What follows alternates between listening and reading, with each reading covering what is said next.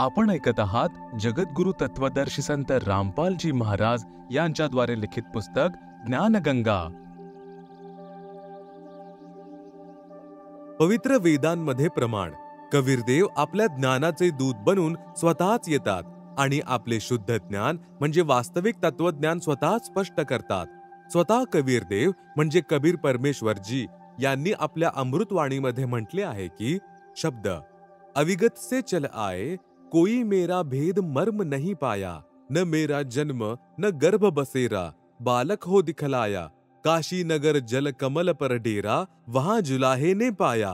मात पिता मेरे कुछ नाही, ना मेरे घर दासी, जुल्हा का सुत आन कहाया, जगत करे मेरी हांसी। पांच तत्व का धड़ नहीं मेरा, जानू ज्ञान अपारा, सत्य स्वरूपी नाम साहेब का, सोई नाम हमारा। अधर द्वीप गगन गुफा में, तहा निज वस्तु सारा, ज्योत स्वरूपी अलख निरंजन भी, धरता ध्यान हमारा।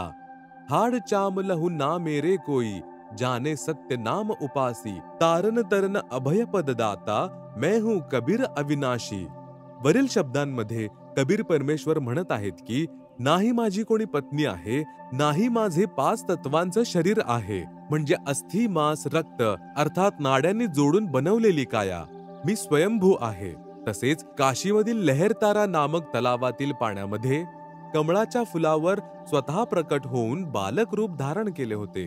तेथून मला निरू नावाच्या विणकराने उचलून आपल्या घरी नेले होते, जे वास्तविक नाव परमेश्वराचे अर्थात माझे वेदांमध्ये कबीरदेव, श्री गुरुग्रंथ साहिब मध्ये हक्का कबीर आणि कुराण शरीफ मध्ये अल्लाह कबीरन आहे। तेच माझे नाव आहे। मी सर्वात वर असलेल्या ऋतधाम मध्ये वास्तव्य करतो आणि तुमचा भगवान ज्योती निरंजन म्हणजे ब्रह्म देखील माझीच पूजा करतो। याचे प्रमाण सत्यार्थ प्रकाश 7वे समुल्लास मध्ये पान नंबर 152, 153 दीनानगर पंजाब येथून प्रकाशित आहे। त्यामध्ये वेद सांगणारा ब्रह्म म्हणत आहे, स्वामी दयानंदजी यांनी यजुर्वेद अध्याय 13 मंत्र 4 आणि ऋग्वेद मंडल 10 सूक्त 49 मंत्र 1 चा अनुवाद केला आहे, ज्यामध्ये वेद सांगणारा ब्रह्म म्हणत आहे की 5 ऋग्वेद मंडल 10 सूक्त 49 मंत्र 1 आणि 6 यजुर्वेद अध्याय 13 मंत्र 4 मध्ये हे मनुष्य जो सृष्टीच्या पहिले सर्वांची उत्पत्ती करता आणि सर्वांचा स्वामी होता आहे आणि पुढेही राहील, तोच सर्व सृष्टी निर्माण करून धारण करत आहे। त्या सुखस्वरूप परमात्मा यांची भक्ती जसे आम्ही म्हणजे ब्रह्म आणि अन्य देवता देखील त्यांचीच साधना करतो, तशी तुम्ही सुद्धा करा। प्रमाण 1 पवित्र यजुर्वेद अध्याय 29 मंत्र 25 समिद्धो अद्य मनुष्यो दुरोणे देवो देवान्यजसी जात वेदः आचवः मित्र महश्चिकित्वान् त्वं दूतः कविरसि प्रचेतः समिद्धः अद्य मनुष्यः दुरोणे देवः देवान् यज असि जात वेदः आ च वह मित्रमहः चिकित्वान् त्वं दूतः कवीर असि प्रचेताः। अनुवाद अद्य आज म्हणजेच वर्तमानात, दुरोणे शरीररूपी महालामध्ये दुराचारपूर्वक मनुष्यः खोट्या पूजेमध्ये लीन मननशील व्यक्तींना समिद्ध लावलेला अग्नी म्हणजेच शास्त्रविधी रहित वर्तमान पूजा जी हानिकारक असते, अग्नी जाळून भस्मसात करते, अशा साधकांचे जीवन शास्त्रविरुद्ध साधना नष्ट करते। त्या स्थानी देवान देवतांचे देवहा देवता जातवेदहा पूर्ण परमात्मा सत्पुरुष यांची वास्तविक यज पूजा असी आहे। आ दयाळू मित्रमहः जीव किंवा आत्म्याचा वास्तविक साथी पूर्ण परमात्मा यांचे, चिकित्वानः शुद्ध ज्ञान म्हणजेच यथार्थ भक्तीस, दूतः संदेशवाहक रूपामध्ये, वह घेऊन येणारे, च आणि प्रचेताः बोध करवणारे, त्वं आपण कबीरदेव अर्थात कबीर परमेश्वर कबीर असी आहात। भावार्थ ज्यावेळी भक्त समाजाकडून शास्त्रविधीचा त्याग करून मनमानी आचरण म्हणजे पूजा करून घेतली जात असते, त्यावेळी कबीरदेव म्हणजे कबीर परमेश्वर तत्वज्ञान प्रकट करतात।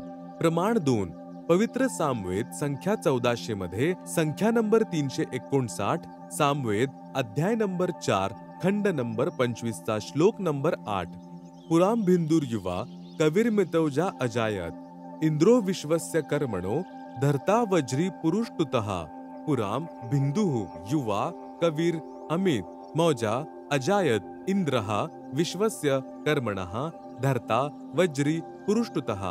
शब्दार्थ युवा पूर्ण समर्थ, कबीर कबीर देव अर्थात कबीर परमेश्वर, अमित औजा विशाल शक्तियुक्त अर्थात सर्व शक्तिमान आहेत, अजायत तेजपुंजाचे मायावी शरीर निर्माण करून, धर्ता प्रकट होऊन अर्थात अवतार धारण करून, वज्री आपल्या सत्शब्द व सतनाम रूपी शस्त्राने, पुराम काल ब्रह्मच्या पापरूपी बंधनरूपी किल्ल्याला, भिंदुः भेदणारे तुकडे तुकडे करणारे, इंद्रहा सर्व सुखदायक परमेश्वर, विश्वस्य संपूर्ण जगतातील सर्व प्राण्यांना, कर्मणः मनाने शब्दाने कर्माने अर्थात पूर्ण निष्ठेने अनन्य भावाने धार्मिक कर्मांद्वारे सत्य भक्तीने पुरुष्टुतः स्तुती उपासना करण्यायोग्य आहेत। जसे मूल व वयस्कर व्यक्ती सर्व कार्य करण्यास समर्थ नसतात, तरुण व्यक्तीमध्ये सर्व कार्य करण्याची क्षमता असते, असेच परब्रह्म ब्रह्म व त्रिलोकीय ब्रह्मा विष्णू शिव व अन्य देवी देवता यांना लहान मूल अथवा वयस्कर व्यक्ती समजावे। त्यामुळेच वेदांमध्ये कबीर परमेश्वर यांना तरुण व्यक्तीची उपमा दिली आहे।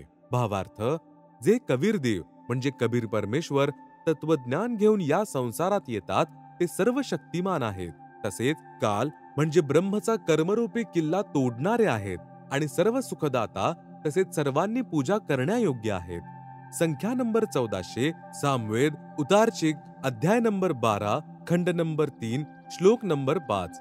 भद्रावस्त्रा समन्यावसानो महान कविर निर्वचनानि शंसन आवच्यस्व चम्वोः पूयमानो विचक्षणो जागरुवीर देववितौ। भद्रा वस्त्रा समन्या वस अनः महान कवीर निवचनानि शंसन आवच्यस्व चम्वोः पूयमानः विचक्षणः जागृविः देववितौ।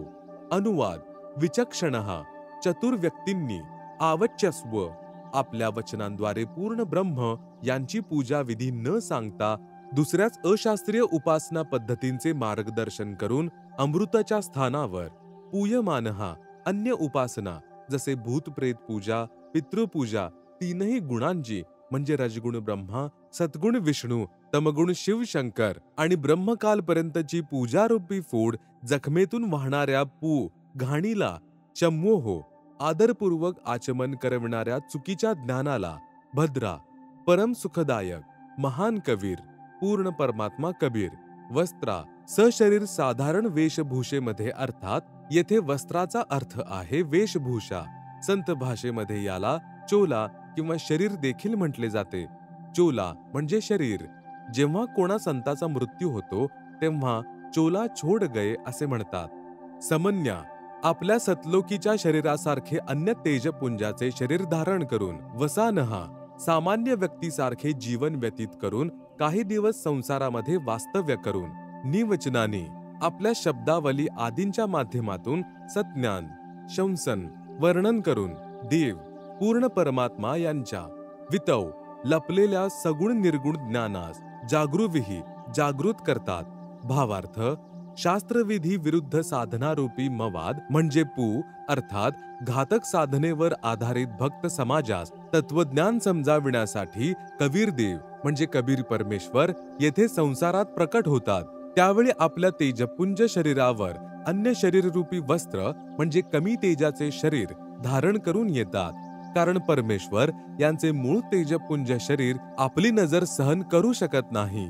काही दिवस साधारण व्यक्तीसारखे जीवन व्यतीत करून लीला करतात आणि परमेश्वर यांना म्हणजे स्वतःस प्राप्त करण्याचे ज्ञान प्रकट करतात। ऋग्वेद मंडल 9 सूक्त 96 मंत्र 17।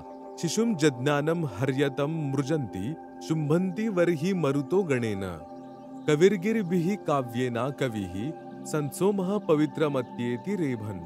शिशुम जज्ञानम हर्यतम मृजंती शुंभंती वाहिन मरुतः गणेन कविर्गिरिभिः काव्येना कविर संत सोमः पवित्रम अत्येति रेभन।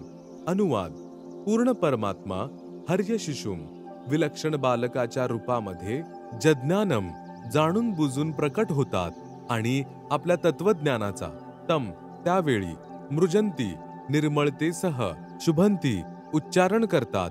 वन्नीही प्रभुप्राप्तीच्या विरहाग्नीमध्ये जळणाऱ्या मरुतः भक्त गणेन समूहासाठी काव्येना कवितांद्वारे कवित्वाने पवित्रम अत्येती अत्यंत निर्मळतेच्या वाणीतून कबीरगिरभिः कबीरवाणी अर्थात कबीरवाणीद्वारे रेभन उंच किंवा मोठ्या स्वरात संबोधन करून वक्तव्य करतो किंवा बोलतो. कबीर संत सोमहा ते अमर पुरुष अर्थात सत्पुरुषच संत म्हणजे ऋषी रूपामध्ये स्वतः कबीर देव असतात, परंतु परमात्मा यास न ओळखता त्यांना कवी म्हणू लागतात. परंतु ते पूर्ण परमात्मा असतात. त्यांचे वास्तविक नाव कबीर देव आहे. भावार्थ ऋग्वेद मंडल 9 सूक्त नंबर 96 मंत्र 16 मध्ये म्हटले आहे की या पूर्ण परमात्मा यांच्या वास्तविक नावास म्हणजे नामास जाणा. यात 17व्या मंत्रामध्ये त्या परमात्मा यांचे नाव व संपूर्ण परिचय दिलेला आहे. वेद बोलणारा ब्रह्म म्हणत आहे की पूर्ण परमात्मा विलक्षण मनुष्याच्या बालक रूपामध्ये प्रकट होऊन कबीरदेव आपले वास्तविक ज्ञान निर्मल ज्ञान आपल्या कबीरवाणीद्वारे आपल्या हंस आत्म्यांना अर्थात पुण्यात्मा अनुयायांना कविता लोकोक्तींद्वारे संबोधन करून म्हणजेच उच्चारण करून वर्णन करतात. या तत्वज्ञानाच्या अभावाने त्यावेळी प्रकट परमात्मा यांना न ओळखता केवळ ऋषी संत अथवा कवी मानतात. ते परमात्मा स्वतःच म्हणतात की मी पूर्ण ब्रह्म आहे, परंतु लोक वेदांच्या आधारावर परमात्मा यांना निराकार मानत असलेले प्रजाजन ओळखत नाहीत. जसे गरीबदासजी महाराज यांनी काशीमध्ये प्रकट परमात्मा यांना ओळखून त्यांचा महिमा गायला, तसेच त्या परमेश्वर यांनी आपला महिमा सांगितला होता. त्याचे यथावत जसेच्या तसे वर्णन आपल्या वाणीमध्ये केले आहे. गरीब जाती हमारी जगत गुरु परमेश्वर है पंथ, दास गरीब लिख पड़े नाम निरंजन कंत. गरीब हम ही अलख अल्लाह है कुतुब गोस और पीर, गरीब दास खालिक धनी हमरा नाम कबीर. गरीब ए स्वामी सृष्टा में सृष्टि हमरे तीर, दास गरीब अधर बसू अविगत सत कबीर. एवढे सर्व स्पष्ट करूनही त्यांना कवी संत भक्त किंवा विणकर म्हणजे कोष्टी म्हणतात, परंतु ते पूर्ण परमात्माच असतात. त्यांचे वास्तविक नाव कबीर देव आहे. ते स्वतः सत्पुरुष कबीरच ऋषी किंवा संत रूपामध्ये असतात, परंतु तत्वज्ञानहीन ऋषी संत आणि गुरूंच्या अज्ञानी सिद्धांताच्या आधारावर अवलंबून असलेली प्रजा त्या समयी अतिथी रूपामध्ये प्रकट परमात्मा यांना ओळखत नाही, कारण त्या अज्ञानी ऋषी संत व गुरूंनी त्यांना परमात्मा निराकार असल्याचे सांगितलेले राहते. ऋग्वेद मंडल 9 सूक्त 96 मंत्र 18. ऋषिमनाय ऋषिकृत वर्षाः सहस्रणिताः पदवीः कवीनाम तृतीयं धाम महिषः सीशात संसोमो विराजमनु राजतिष्ठुब. ऋषिमना य ऋषिकृत स्वर्षाः सहस्राणिथः पदवीः कवीनाम तृतीयं धाम महिषः सीशा संत सोमः विराजमानु राजती स्तुप. अनुवाद वेद सांगणारा ब्रह्म म्हणत आहे की य जे पूर्ण परमात्मा विलक्षण बालकाच्या रूपामध्ये येऊन कवीनाम प्रसिद्ध कवीची पदवीही उपाधी प्राप्त करून अर्थात एका संत किंवा ऋषीची भूमिका करतात, त्या ऋषिकृत संत रूपामध्ये प्रकट झालेल्या प्रभूंद्वारे रचलेल्या सहस्रनिथः हजारो ओव्या वाणी ऋषिमना संत स्वभावाच्या व्यक्तींना अर्थात भक्तांसाठी स्वर्षाः स्वर्गतुल्य आनंददायक असतात. सोम ते अमर पुरुष अर्थात सत्पुरुष. तृतीया तिसरे धाम मुक्तिधाम म्हणजेच सतलोकच्या. महिषः सुदृढ पृथ्वीस. सीशा स्थापित करून. अनु नंतर. संत मानव सदृश संत रूपामध्ये. स्तूप घुमटामध्ये उंच पहाड रूपी सिंहासनावर विराजमानु राजती उज्ज्वल स्थूल आकारामध्ये अर्थात मानव सदृश तेजोमय शरीरामध्ये विराजमान आहेत. भावार्थ 17व्या मंत्रामध्ये म्हटले आहे की कबीरदेव शिशुरूप धारण करतात. लीला करत करत वृद्धिंगत म्हणजे मोठे होतात. कवितांच्या माध्यमातून तत्वज्ञानाचे वर्णन करत असल्यामुळे कवी अशी उपाधी प्राप्त करतात. त्यामुळे त्यांना ऋषी संत कवी असे पण संबोधले जाते. वास्तविक ते पूर्ण परमात्मा कबीरच आहेत. त्यांच्याद्वारे रचलेली अमृतवाणी कबीरवाणी म्हणजे कबीरवाणी म्हणून संबोधली जाते, जी भक्तांसाठी स्वर्गतुल्य सुखदायी असते. तेच परमात्मा तिसऱ्या मुक्तिधामाची म्हणजेच सतलोकची स्थापना करून एक छत्र म्हणजे घुमटामध्ये सिंहासनावर तेजोमय मानव सदृश शरीरामध्ये साकार स्वरूपात विराजमान आहेत. या मंत्रामध्ये सतलोकास तिसरे धाम म्हटले आहे.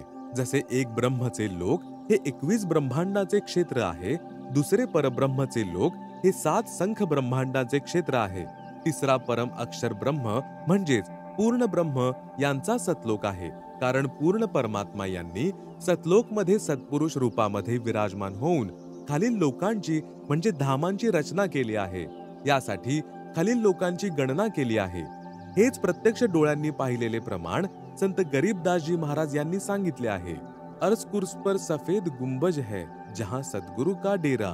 भावार्थ असा आहे की वरती आकाशाच्या वरील टोकास कबीर परमेश्वरजी एक सफेद घुमट म्हणजे गुंबज आहे, तेथे राहतात. ऋग्वेद मंडल नंबर 9 सूक्त नंबर 96 मंत्र 19. चमुषच्छयेनः शकुनो विभृत्वा गोविंदुर्द्रप्स आयुधानि बिभ्रद अपामूर्भिः सचमानाः समुद्रम तुरीयम धाम महिषो विवक्ति. चमुसद श्येनः शकुनः विभृत्वा गोविंदुः द्रप्स आयुधानि बिभ्रद अपामूर्भिः सचमानः समुद्रम तुरीयम धाम महिषः विवक्ति. अनुवाद. पवित्र गोविंदुः कामधेनुरूपी सर्व मनोकामना पूर्ण करणारे पूर्ण परमात्मा कबीरदेव विभृत्वा सर्वांचे पालन करणारे आहेत. श्येनः श्वेत पांढरा रंगयुक्त, शकुनः शुभ लक्षणयुक्त, चमुसत सर्व शक्तिमान आहेत. द्रप्सः जसे दुधापासून दही बनवण्याचा विधी असतो तसेच शास्त्रानुकूल साधनेने दहीरूपी पूर्ण मुक्तिदाता. आयुधानी तत्वज्ञान रूपी काल जाळ्याचे विनाशक, धनुष्ययुक्त सारंगपाणी परमेश्वर आहेत.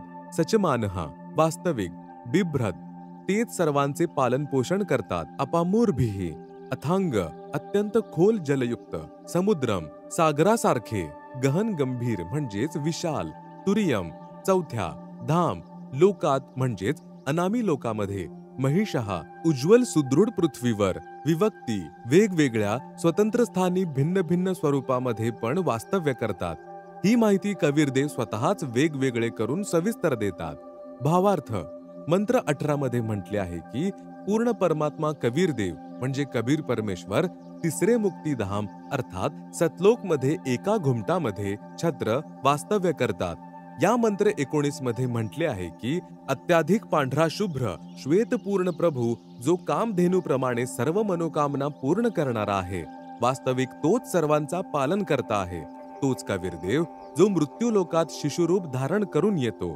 दुधापासून दही बनवण्याचा विधी असतो तसाच पूर्ण मोक्ष प्राप्त करण्याचा शास्त्रविधी अनुसार साधना सांगून तोच पूर्ण मोक्षरूपी दही प्रदान करणारा आहे. तत्वज्ञान रूपी शास्त्र अर्थात धनुष्युक्त होण्याने सारंग पाणी आहे. तसेच जसा समुद्र सर्व जलाचा स्रोत आहे तशीच पूर्ण परमात्मांपासून सर्वांची उत्पत्ती झाली आहे. गीता अध्याय 15 श्लोक 3 मध्ये म्हटले आहे की संसार रूपी वृक्षाला तत्वज्ञान रूपी शस्त्राद्वारे कापून अर्थात तत्वज्ञानाद्वारे संशय समाप्त करून तत्पश्चात त्या परमपद परमेश्वर यांचा शोध घेतला पाहिजे, जेथे गेल्यानंतर साधक पुन्हा परतून कधीच संसारात येत नाही, अर्थात पूर्ण मोक्ष होतो. ज्या परमेश्वर यांच्यापासून सर्व संसाररूपी वृक्षाची प्रवृत्ती विस्ताराला प्राप्त झाली आहे तो पूर्ण प्रभू चौथ्या धामात अर्थात अनामी लोकात राहतो. जसे प्रथम सतलोक, दुसरा अलख लोक, तिसरा अगम लोक, चौथा अनामी लोक आहे. यामुळे या मंत्र 19 मध्ये स्पष्ट केले आहे की कबीरदेव म्हणजे कबीर परमेश्वरच अनामी पुरुष रूपात चौथे धाम अर्थात अनामी लोकात देखील अन्य तेजोमय रूप धारण करून राहतात. ऋग्वेद मंडल नंबर 9 सूक्त नंबर 96 मंत्र 20. मर्योन शुभ्रस्तन्व मृजानोस्तो न श्रुत्वा सनये धनानाम वृषेव युथापरी कोशमर्शनक निक्रद चंबोरा विवेश. मर्यः न शुभ्र स्तन्वम मृजानः अत्यः न श्रुत्वा सनये धनानाम वृषेव युथा परिकोशम अर्शन कनिक्रदत चम्मोहो इरा विवेश. अनुवाद. पूर्ण परमात्मा कबीरदेव जे चौथे धाम अर्थात अनामी लोकात व तिसरे धाम अर्थात सतलोकात राहतात तेच परमात्मा न मर्याः मनुष्यासारखे आहेत परंतु नाशरहित अर्थात अमर, मृजनः निर्मळ मुखमंडल युक्त आकारात, अत्यः खूप, शुभ्रस्तन्वम विशाल श्वेत शरीर धारण करत वरच्या लोकात विद्यमान आहेत तेथून, श्रुत्वा गती करत अर्थात चालत ज्यांचा कुणालाही पत्ता लागत नाही तेच समरूप परमात्मा, इरा पृथ्वीवर विवेश अन्य वेशभूषा अर्थात भिन्न रूप चमोह धारण करून येतात, सतलोक आणि पृथ्वी लोकावर लीला करतात, यथा खूप मोठ्या समूहाला वास्तविक सनये सनातन पूजेचा वृषेव वर्षाव करून न धनानाम त्या राम नामाच्या कमाईच्या निर्धनांकडून, कनिक्रदत मंद स्वरात अर्थात श्वास उच्छ्वासाने मनातल्या मनात उच्चारण करून पूजा करवून घेतात, ज्या कारणाने असंख्य अनुयायांचा पूर्ण संघ, परिकोशम पूर्वीचा सुखसागर रूप अमृत खजिना अर्थात सतलोक, अर्शन पूजा करून प्राप्त करतो। भावार्थ पूर्ण परमात्मा कबीरदेव म्हणजे कबीर परमेश्वर वर तिसरा धाम अर्थात सतलोकात राहतात आणि तेच परमेश्वर अन्य मनुष्य रूप धारण करून चौथा धाम अर्थात अनामी लोकात राहतात, तेच परमात्मा तसाच मनुष्यासारखा समरूप सुंदर मुखमंडल युक्त श्वेत शरीर युक्त आकारात येथे पृथ्वी लोकात देखील येतात, तसेच आपल्या वास्तविक पूजा विधीचे ज्ञान करवून खूप मोठ्या समूहाला अर्थात पूर्ण संघाला सद्भक्तीचा धनी बनवतात। असंख्य अनुयायांचा पूर्ण संघ सद्भक्तीच्या कमाईने पूर्वीचा सुखमय लोक पूर्ण मुक्तीचा खजिना अर्थात सतलोकाला साधना करून प्राप्त करतो। अथर्ववेद कांड नंबर 4 अनुवाक नंबर 1 मंत्र नंबर 7। संत रामपालदासजींद्वारे भाषा भाष्य। योथर्वाणं पित्तरम देवबंधुं बृहस्पतिं नमसावच गच्छात त्वं विश्वेशां जनिता यथा सह कविर्देवो न दभायत स्वधावान। यह अथर्वाणं पित्तरम देवबंधुं बृहस्पतिं नमसा अव च गच्छात त्वं विश्वेशां जनिता यथा सह कविर्देवः न दभायत स्वधावान। अनुवाद यह जे अथर्वाणम अचल म्हणजेच अविनाशी, पित्तरम जगत पिता, देवबंधुम भक्तांचे वास्तविक सोबती अर्थात आत्मा यांचा आधार, बृहस्पतीम सर्वात मोठे स्वामी ज्ञानदाता जगद्गुरु, च आणि नमसा विनम्र पुजारी म्हणजेच विधिवत साधना करणाऱ्या साधकास, अव सुरक्षेसह गच्छात जे सतलोकी गेलेले आहेत त्यांना सतलोकी घेऊन जाणारे, विश्वेशाम सर्व ब्रह्मांडांची, जनिता रचना करणारे, न दभायत काल सारखा धोका न देणारा, स्वधावान स्वभाव अर्थात गुणांनी युक्त, यथा जसेच्या तसे अर्थात त्याचप्रमाणे, सहा ते त्वम आपण, कबीरदेवः कबीरदेवः कबीर परमेश्वर म्हणजेच कबीरदेव आहात। भावार्थ ज्या परमेश्वर यांच्याविषयी म्हटले जाते की त्वमेव माता च पिता त्वमेव, त्वमेव बंधुश्च सखा त्वमेव, त्वमेव विद्या च द्रविणं त्वमेव, त्वमेव सर्वं मम देव देव। ते जे अविनाशी परमात्मा सर्वांचे माता पिता, बंधू व सखा, जगद्गुरु रूपामध्ये सर्वांना सद्भक्ती प्रदान करून सतलोकी घेऊन जाणारे, काल म्हणजे ब्रह्मसारखा धोका न देणारे, सर्व ब्रह्मांडांची रचना करणारे कबीरदेव म्हणजे कबीर परमेश्वर आहेत।